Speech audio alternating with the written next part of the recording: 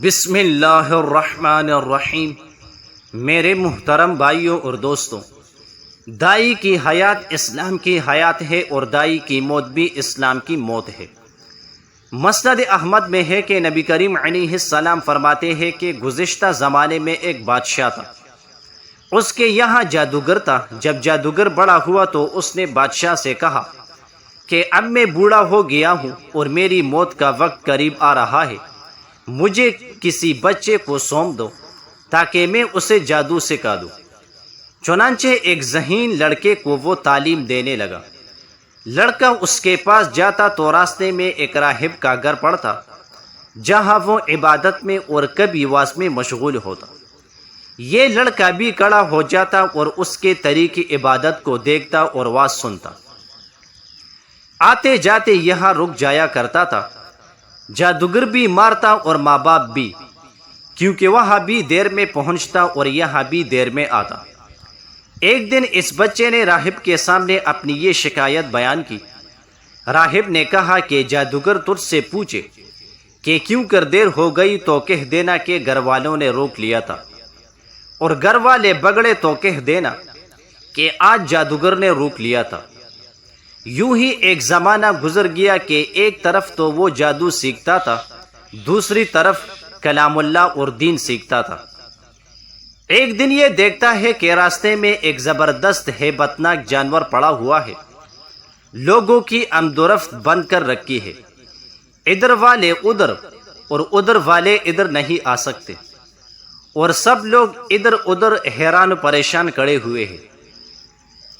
اس نے اپنے دل میں سوچا کہ آج موقع ہے کہ میں امتحان کر لوں کہ راہب کا دین اللہ کو پسند ہے یا جادوگر کا۔ اس نے ایک پتھر اٹھایا اور یہ کہہ کر اس پر پھینکا کہ خدایا، اگر تیرے راہب کا دین اور اس کی تعلیم جادوگر کے امر سے زیادہ محبوب ہے تو اس جانور کو اس پتھر سے ہلاک کر دے تاکہ لوگوں کو اس بلا سے نجات ملے۔ پتھر کے لگتے ہی وہ جانور مر گیا اور لوگوں کا آنا جانا شروع ہو گیا۔ پھر جا کر راہب کو خبر دی تو اس نے کہا، پیارے بچے، تو مجھ سے افضل ہے، اب اللہ کی طرف سے تیری آزمائش ہوگی، اگر ایسا ہو تو کسی کو میرا خبر نہ کرنا۔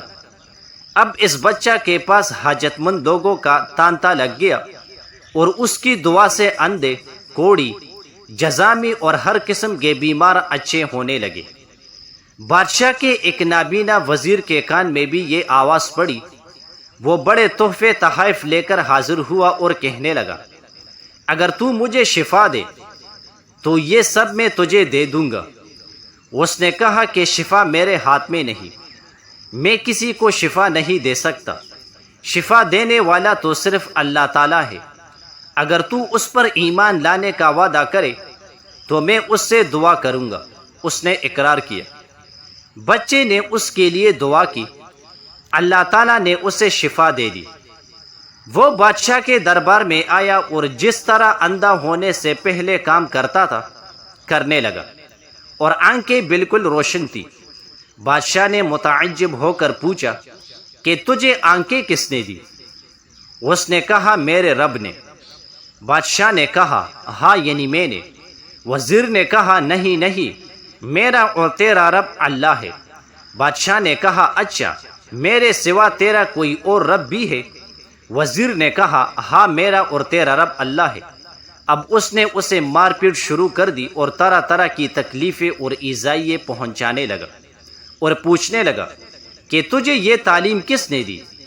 آخر اس نے بتا دیا کہ اس بچہ کے ہاتھ پر میں نے اسلام قبول کیا۔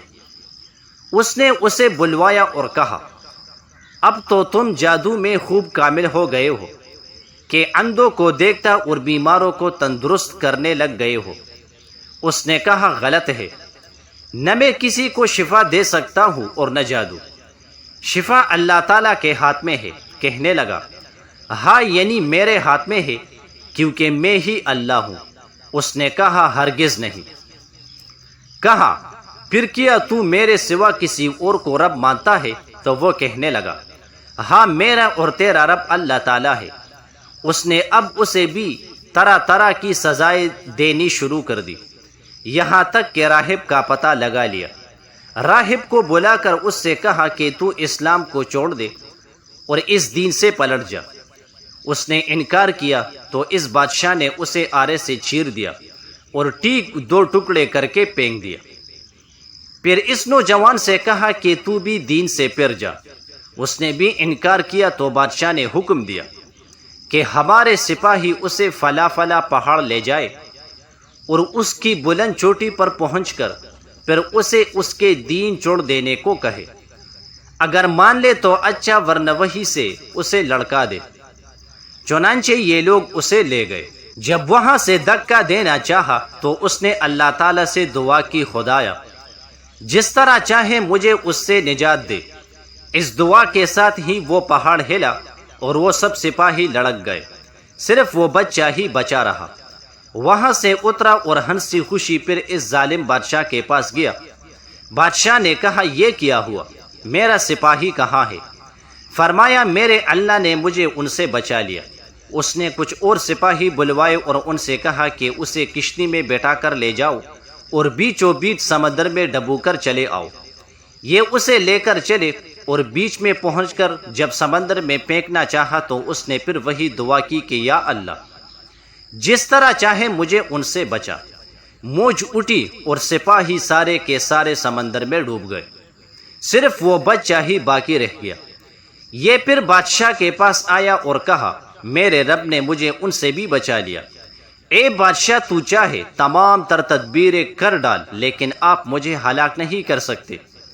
ہاں، جس طرح میں کہوں اس طرح اگر کرے تو البتہ میری جان نکل جائے گی۔ اس نے کہا، کیا کروں؟ فرمایا، تمام لوگوں کو ایک میدان میں جمع کر، پھر کھجور کے تنے پر سولی چڑھا اور میرے ترکش میں سے ایک تیر نکال کر میری کمان پر چڑھا، اور میری ترکش میں سے ایک تیر نکال کر میری کمان پر چڑھا، اور یعنی اس اللہ تعالیٰ کے نام سے جو اس بچہ کا رب ہے کہہ کر وہ تیر میری طرف پھینک، وہ مجھے لگے گا اور اس سے میں مروں گا۔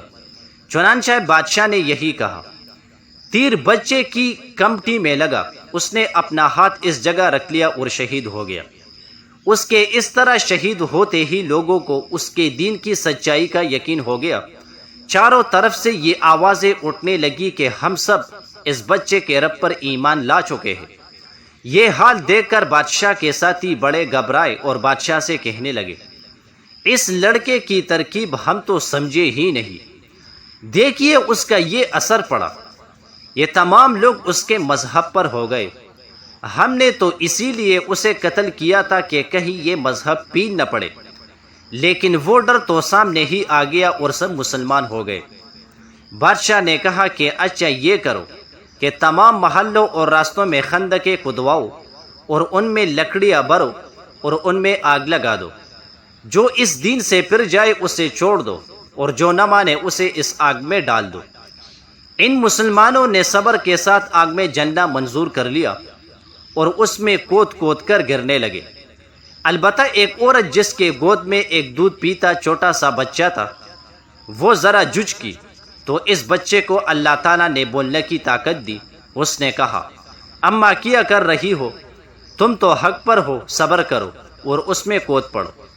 یہ حدیث مسند احمد میں بھی ہے اور صحیح مسلم کے آخر میں بھی ہے اور نسائی میں بھی قدر اختصار کے ساتھ ہے۔ نوٹ: حضرت عمر بن خطاب رضی اللہ عنہ کی خلافت کے زمانے میں اس بچے کو اس کی قبر سے نکالا گیا تھا۔ اس کی انگلی اس طرح کمٹی پر رکھی ہوئی تھی جس طرح بوقت شہادت تھی۔ جزاک اللہ۔